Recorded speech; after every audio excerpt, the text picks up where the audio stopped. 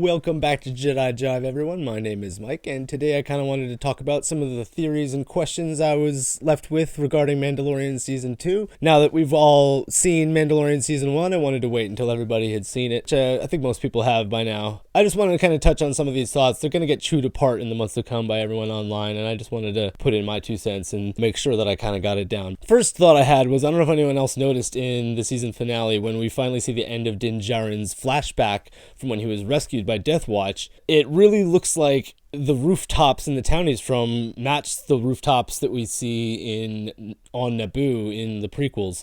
They're kind of like green domes. I don't think it's necessarily a relevant detail, but it's something that I picked up on, that when we see that bird's eye shot of them flying away, like my first thought was like, that kind of looks like Naboo. So it might be fun to find out that Mando is actually from Naboo. All right, so one of the main questions we're left with at the end is, okay, how did Moff Gideon end up with the Darksaber? We know at the end of Rebels, Sabine insists that BO KATAN is the rightful heir to that, and she gives the Darksaber to BO KATAN. So we know BO KATAN was the last Mandalorian in possession of the Darksaber, but that could have the purge of Mandalore, when we're assuming BO KATAN has lost it.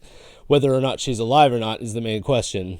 I was really hoping to see Katie Sackhoff reprise her role. She's the voice actress for BO KATAN in the Clone Wars and Rebels, so I was really hoping to see her play BO KATAN in live action. She's perfect. She's like just the right age. We already know that she's got what it takes to play a character like BO KATAN, so I would assume that that's going to happen, whether or not it's in a flashback.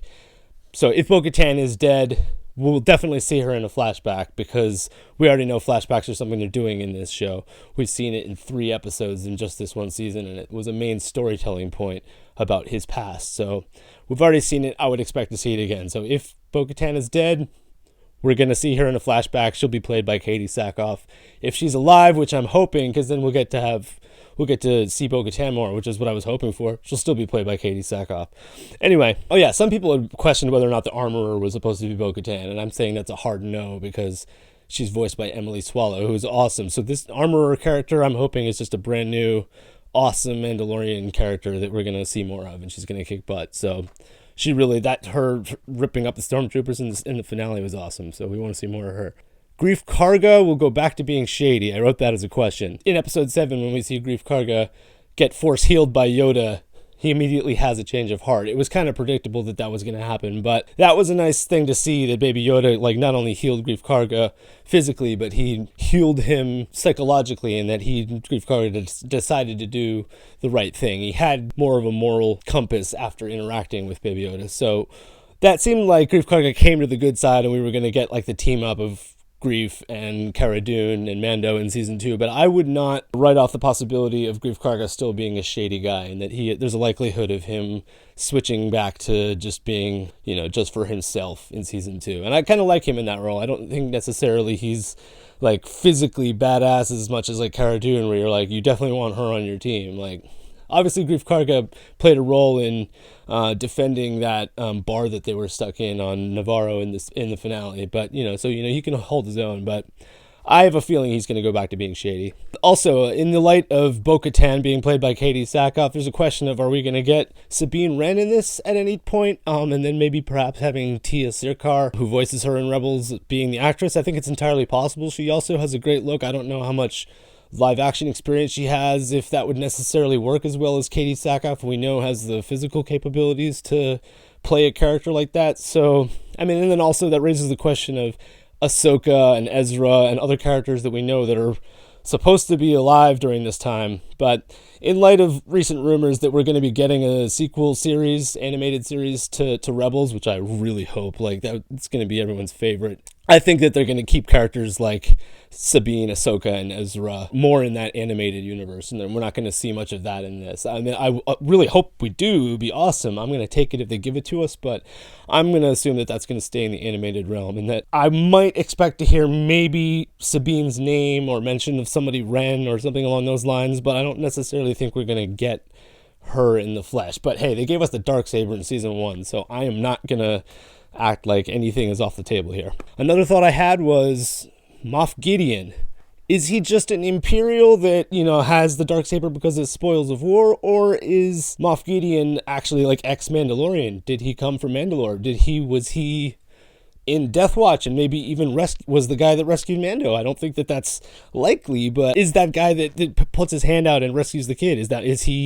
Was he Death Watch? Was he Mandalorian? I think it's entirely possible that it's not just a spoil of war thing, that Moff Gideon actually had an inclination to find the Darksaber and take possession of it and become, the inherent leader of Mandalore. I think that could go either way. I think it's likely that he's probably it's a spoil of war and he stole it after killing BO KATAN. But these are the questions that they're raising, and I can't wait to see where they take it. I have a feeling that they're not going to answer what is Yoda's species question the way we think they're going to. I don't think it's going to be, he's a frog monster from whatever planet. It's going to be left a mystery because there's more value in it that way. And yeah, it's a burning question that you want answered, but it's really not something that should be answered, especially if that's something that George Lucas intentionally left off the table. If George Lucas is brought into the fray here, which I believe he will be with Jon Favreau and Dave Filoni, I feel like if they're going to answer it, it might be something along the lines of, we already know where Yoda's species is from.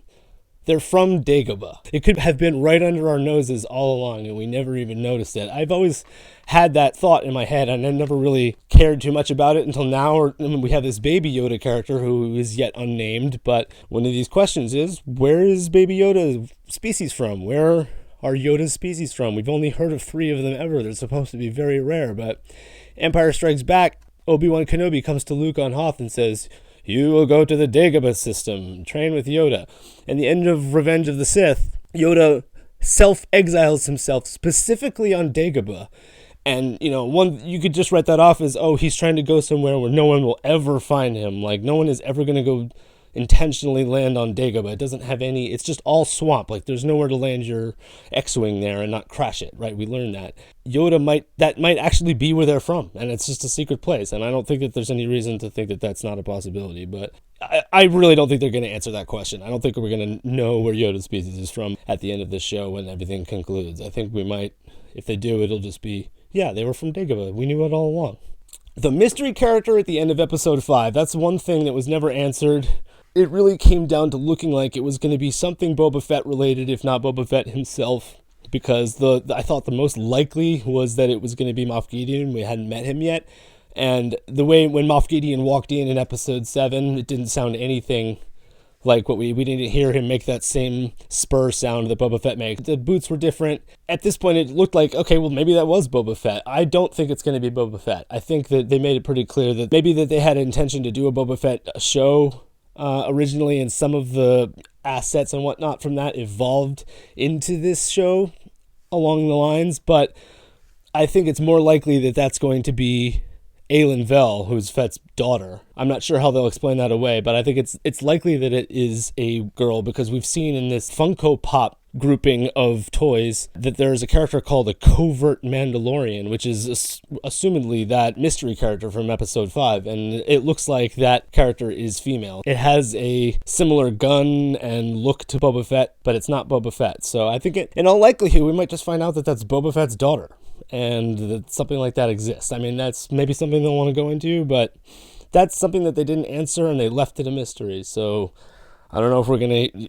We all assumed that Fennec Shand, played by Ming-Na Wen, was going to maybe still be alive at the end of that, but in all likelihood she was dead, and that was the person she was supposed to rendezvous with on Mos Espa, and it's going to be Boba Fett's daughter. We'll see what happens with that. Oh yeah, one thought I had was if Cara Dune is from Alderaan, might that mean that she even knows Leia personally? Or that she's met Leia at some point as a representative from Alderaan? I know in A New Hope, Leia says, no, we have no weapons about Alderaan. Alderaan is a peaceful planet that doesn't have weapons. So that also raises the question of how did Cara Dune get so proficient with weaponry? But that might just be just her military service alone. So yeah, Cara Dune must have been off-world, obviously, when Alderaan was destroyed. Otherwise, she wouldn't be alive still. So maybe she just, left Alderaan as a kid or left in before enlisting somewhere else. Either way, she may still know Leia personally or have a memory of Leia that we may hear about. I think it would be cool to hear Gina Carano get a chance to even speak about that. I think that would be a cool little tie-in that we might hear something about. Because I think it's obviously much more likely that we're going to hear people's names and stories about them as opposed to, like, we're not going to get Luke in the flesh, although it's...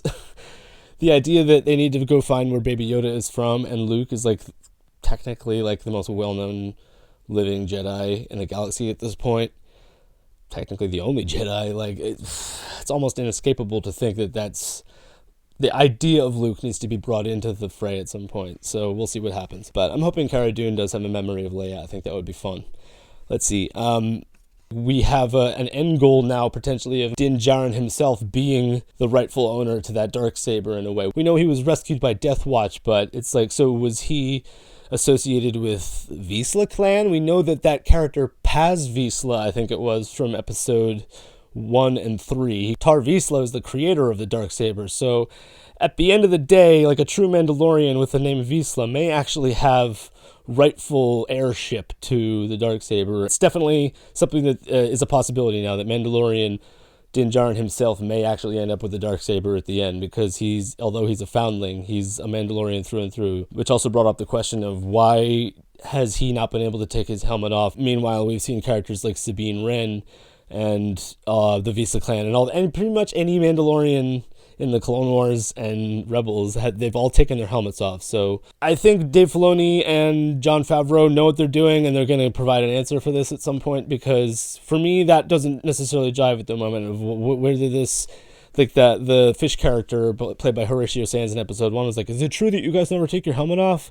And I'm like, is that something that that's galaxy-wide knowledge, that Mandalorians don't do that? It seems like they've always taken them off. So hopefully they have an answer to that question, because it's a little unclear at the moment. I think they've already mentioned that they're going to show us some familiar characters in season 2, whether it be by name or actually getting these people that we know. I don't know who some potential characters might be, but I don't think it's going to be Luke or Leia. I don't think we're going to get any major characters like that, but I think it's definitely likely that we might see some auxiliary familiar characters that might be either Clone Wars or Rebels related, and it won't necessarily just be fan service. We might get some things that tie in, so I'm hoping that's kind of the case. So yeah, those are kind of my thoughts on The Mandalorian. I know there's a lot of other things to kind of tie into, but I really just wanted to kind of mention what I was thinking about and see if anyone else had some of the similar thoughts, and if anyone else had something that they wanted to add. If you do have something that you want to add, let me know about something that I got wrong, please let me know in the comments. I really appreciate all the support I've been getting on these reaction videos, and I'm going to keep making them. If you guys are excited, let me know in the comments below. Don't forget to like and subscribe, and I'll see you next time. Bye.